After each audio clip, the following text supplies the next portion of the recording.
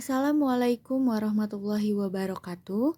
Kami dari kelompok 2 dalam mata kuliah Pendidikan Agama Islam dengan dosen pengampu Ibu Dr. Ani Nur Aini MPD.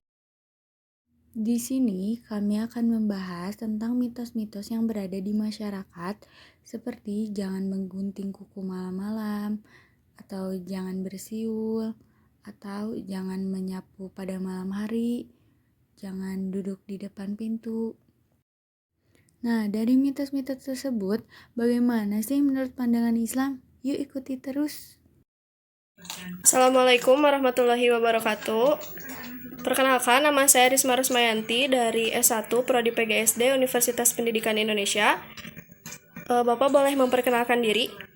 Waalaikumsalam warahmatullahi wabarakatuh. Nama saya Wahyudin, saya dari Bandung Dayakolot. Baik Bapak, saya sedang melakukan penelitian mengenai pendidikan agama Islam, mengenai mitos-mitos yang ada di Indonesia. Menurut Bapak, apa yang Bapak ketahui mengenai mitos di Indonesia, terutama di daerah Bapak sendiri? Terima kasih, banyak sekali ya mitos khususnya di daerah Bapak di Bandung Dayakolot ini. Sebagai contoh, jangan duduk di depan pintu, terus lagi jangan memotong kuku malam-malam, jangan menyapu di malam hari. Itu mungkin contoh-contoh mitos yang ada di daerah Bapak. Baik, jika boleh, Bapak jelaskan salah satunya. Ya, salah satunya ini jangan duduk di depan pintu. Itu kan mitosnya kalau orang tua zaman dulu itu katanya susah mendapatkan jodoh. Padahal sebagai faktanya kan itu kalau kita duduk di depan pintu bukannya susah mendapatkan jodoh, tapi menghalangi orang yang mau lewat gitu ya, kira-kira seperti itu. Oke, baik. Apabila menurut Bapak, dalam pandangan Islamnya itu bagaimana? Menurut Bapak, dalam pandangan Islam, mitos-mitos tersebut selama tidak bertentangan dengan sunnah-sunnah Rasul, dengan Al-Quran yang telah kita ketahui, nggak ada masalah selama itu tidak bertentangan. Apabila menurut orang tua kita bisa disebut sebagai tradisi, bagaimana tanggapannya, Pak?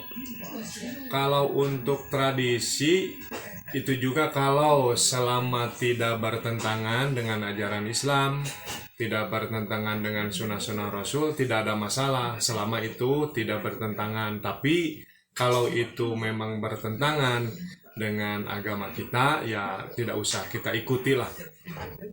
Itu mungkin dari Bapak. Baik, Bapak. Terima kasih atas informasinya. Terima kasih telah meluangkan waktunya. Assalamualaikum warahmatullahi wabarakatuh. Baik, sama-sama. Waalaikumsalam warahmatullahi wabarakatuh. Assalamualaikum warahmatullahi wabarakatuh. Ya, waalaikumsalam warahmatullahi taala wabarakatuh. Bapak izin untuk wawancara mengenai mitos-mitos yang ada terkait dengan agama Islam mungkin ya. Ya, Di sini saya akan tanya apa yang Bapak ketahui mengenai mitos-mitos yang terjadi gitu. Misalkan seperti mitos tidur tengkurap dengan kaki diangkat ke atas itu dapat membuat ibu cepat meninggal. Nah, apakah Bapak sendiri tahu gitu mitos-mitos ada apa saja? mitos. Oke. Jadi gini ya, kalau kita bicara tentang mitos, kalau menurut pandangan saya, mitos itu kita bagi menjadi 3 bagian. Ada yang pertama, mitos itu mengubah suatu arti menjadi bentuk arti lain, artinya disamarkan dari arti yang sesungguhnya. Ada juga mitos yang memang berdasarkan ilmu sains tapi pakai kata kiasan. Ada juga mitos yang memang itu memang terjadi di waktu zaman-zaman dulu, waktu sesepuh-sesepuh kita. Contoh yang memang ini dihiaskan dari artinya, bukan maksud artinya itu seperti kita duduk di antara pintu. Jadi mau pintu masuk kita menghalangi. Nah, itu kan kata orang tua zaman dulu itu mitosnya pamali. Nongtok jodoh katanya, itu susah cari jodoh, susah dapat jodoh. Tetapi kan pada maksud lain, ini dimaksudkan bahwa ketika kita duduk di pintu, itu menghalangi jalan. Mau orang yang masuk atau orang yang keluar susah. Jadi dihiaskanlah menjadi bahasa lain bahwa kalau kita duduk di antara pintu atau di pintu itu akan susah mendapatkan jodoh. Yang kedua, ada mitos yang memang disamarkan dari maksudnya karena berhubungan dengan sains. Sebagaimana kita tahu bahwa orang-orang zaman dahulu itu sangat teramat pintar dan sangat dekat dengan alam. Jadi segala sesuatu halnya bisa mereka pikirkan, tetapi belum mengetahui hal secara rinci. Apa sih itu maksudnya, apa sih itu namanya. Contohnya seperti ini. Misal kita habis makan, nah terus kita tidur. Kata sesepuh-sesepuh zaman dulu, kalau kita sesudah makan jangan tidur, katanya pamali. Kenapa pamali? Katanya makanannya masih dalam tenggorokan. Atau bahasa Sundanya itu apa, saya lupa lagi. Pelih meting itu bahasanya. Betul, terima kasih bantuannya Ibu. Ya, jadi pelih meting katanya itu kalau. Tapi sesungguhnya arti sesungguhnya itu kan kalau kita makan lalu tidur, itu akan terjadi pengendapan lemak-lemak ataupun zat-zat berbahaya yang dimakan itu tidak akan bisa tercerna dengan baik kalau secara biologinya. Tetapi orang zaman dulu menghiaskannya dengan bahwa makanannya masih di tenggorokan, belum turun. Nah, itu mitos. Seperti itu mungkin mitos-mitosnya, Teteh, yang saya ketahui. Mungkin lanjut ke pertanyaan selanjutnya ya, Pak. Oke, boleh. Nah, apa sih tanggapan Bapak terhadap mitos tersebut gitu? Apakah Bapak mempercayai atau bagaimana? Oke. Kalau tanggapan secara mitos, yang saya tadi sudah ungkapkan juga ada 3 tadi. Apakah saya mempercaya atau tidak? Ya, beberapa saya percaya karena ada mitos yang memang benar terjadi dari zaman dulu hingga sekarang. Tetapi apakah saya mengimani? Tidak. Tapi saya hanya percaya saja, seperti itu. Oke, ini mungkin pertanyaan yang terakhir. Nah, dalam pandangan Islam kan mitos itu kita mempercayai mitos itu dilarang ya. Nah, apa kita harus bersikap seperti apa terhadap mitos tersebut dalam pandangan Islam? Oke. Dalam Islam mitos itu dilarang. Mohon maaf, ini pandangan saya ya. Kalau menurut saya, kenapa kata dilarang? Karena iman mereka lemah. Sehingga percaya dengan sepenuhnya apa yang mitos itu maksudkan. Tetapi apabila bagaimana kita ubah pola pikirnya, seperti ini saja. Sajen, mitosnya adalah memanggil makhluk halus atau sesepuh-sesepuh zaman dulu. Seperti itu kan. Tetapi bagaimana kalau kita ganti kondisinya? Bahwa sajen itu dulu itu adalah bekal. Sajian, bekal untuk perjalanan menuju yang bagaimana kita tahu zaman dulu belum ada teknologi transportasi. Anggap saja anggap lebaran ya. Saya ingin nyekar bahasa Indonesia apa saya kurang tahu. Ziarah. Saya ingin ziarah ke makam orang tua saya. Posisi saya di Sumedang, makam orang tua saya di Bandung, misal. Ya. Lalu bagaimana cara saya ke sana? Tidak bisa naik motor, tidak bisa naik mobil. Ya. Jadi saya ke sana berjalan kaki paling tidak, tetapi harus memiliki bekal. Nah, sajian ini yang saya jadikan bekal. Oke, kembali lagi pertanyaan yang tadi ya Teh ya. Bagaimana pandangan mitos dalam Islam menurut saya? Kalau menurut saya, percaya boleh banget karena itu merupakan budaya dari negara kita. Ya, tetapi jangan diimani. Ya, percaya boleh tetapi jangan diimani. Karena iman yang sesungguhnya itu ada rukun iman.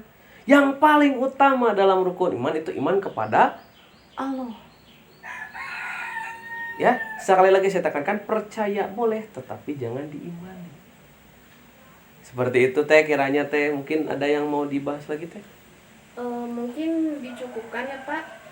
Sebelumnya terima kasih atas waktunya karena sudah mau ini kan waktunya untuk melakukan wawancara dengan saya. Ya. Mohon maaf bila apa ada kesalahan dalam pertanyaan saya. Terima kasih. Wassalamualaikum warahmatullahi wabarakatuh. Waalaikumsalam warahmatullahi wabarakatuh. Assalamualaikum warahmatullahi wabarakatuh. Ustadz bade tumaros pami masalah tentang mitos nu aya di masyarakat sapertos gerhana bulan pami aya anu hamil kedah nyumput ka kolong eta kumaha Ustadz? Itu mitos, berarti mitos itu jangan diikuti ya. Mungkin kalau yang tahu artinya mah orang-orang yang sudah agak sepuh udah ya, tapi itu biasanya mitos khurafat tahayul, jangan diikuti. Jadi kita mau mengikuti ajaran Islam, jadi nggak ada. Biasanya kan itu biasanya kalau nggak masuk ini bakal bahayanya ini. Nah itu bohong biasanya ya. Itu makanya disebutnya juga mitos gitu. Kalau Islam ya mengikuti ajaran Islam aja. Keselamatan, kecelakaan itu sudah ada takdirnya.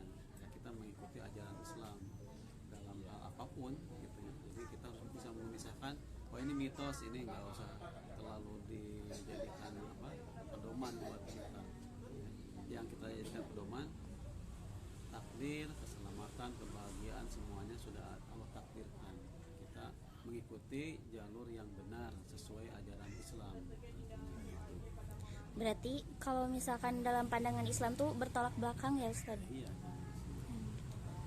Biasanya kan itu ini kalau nggak masuk ini jadi bakal celaka, bayinya bakal apa gitu ya. Itu tuh enggak seperti itu. Itu kepercayaan yang disebut mitos. Kalau misalkan dalam Al-Quran yang berkaitan itu ayat Al-Quran yang berkaitannya apakah ada Ustadz? Harus cari dulu ya. Baik. Nanti kan mudah nyarinya ya Ya. tentang masalah mitos-mitos. Yang tentang kesyirikan gitu ya, yang kesyirikan. Tentang takdir juga bisa. Mata nafsum bi ayyi ardin tamut gitu ya. Jadi tentang Allah itu yang mengetahui pintu-pintu gaib ya. Hanya Allah itu yang mengetahui. Surat Luqman ayat terakhir itu kalau nggak salah.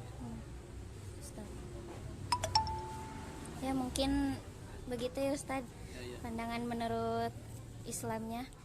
Jadi tentang mitos-mitos di dalam masyarakat itu tidak dibenarkan ya dalam pandangan Islam. Ya, baik Ustadz, terima kasih. Jazakumullah khair. Berdasarkan hasil dari wawancara, dapat disimpulkan bahwa percaya boleh terhadap mitos yang tidak bertentangan terhadap Al-Quran dan Sunnah, tapi jangan sampai diimani. Ada mungkin beberapa mitos yang mengatakan jangan beginilah, jangan begitulah, nanti cepat mati atau nanti bayinya tidak sehat.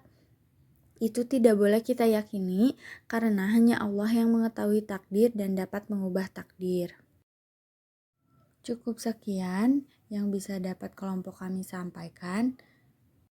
Mohon maaf bila banyak kekurangan. Billahi taufiq wal hidayah. Wassalamualaikum warahmatullahi wabarakatuh.